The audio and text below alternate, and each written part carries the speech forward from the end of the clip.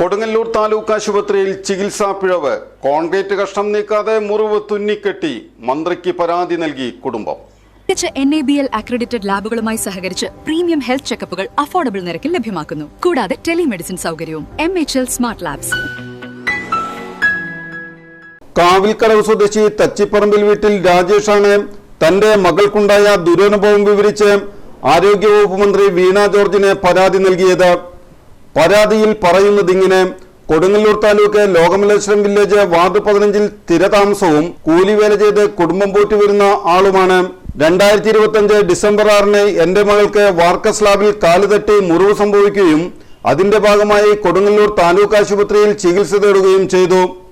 Duty ഡോക്ടറെ പരിശോധിച്ച് stitch ഇടുവാൻ നിർദ്ദേശിക്കുകയും തുടർന്ന് അവരുടെ നേതൃത്വത്തിൽ സ്റ്റിച്ച് ചെയ്യുകയും മരുന്ന് വെച്ച് കെട്ടിക്കഴിഞ്ഞപ്പോൾ തലകറക്കമുണ്ടാവുകയും BP കുറയുകയും ചെയ്തു. തുടർന്ന് ട്രിപ്പിട്ടതിനു ശേഷമാണ് ആശുപത്രി വിട്ടത്. 2 ദിവസത്തിലൊരിക്കൽ ആശുപത്രിയിലെത്തി മരുന്ന് വയ്ക്കുന്നതിനും നിർദ്ദേശിച്ചു. അതിന്റെ അടിസ്ഥാനത്തിൽ 8 തവണ ആശുപത്രിയിലെത്തി മരുന്ന് വയ്ക്കുകയും ചെയ്തിരുന്നു. വരുമ്പോൾ വേദനയും പഴുപ്പിന്റെയും കാര്യം പറഞ്ഞിട്ടും പഴുപ്പ് ഞെക്കിക്കളഞ്ഞ് വീട്ടിലേക്ക് വിടുകയാണ് ചെയ്തിരുന്നത്. ഇത്രയും വലിയ മുറിവ് സംഭവിച്ചിട്ടും TT ഇഞ്ചക്ഷൻ പോലും എടുത്തിരുന്നില്ല.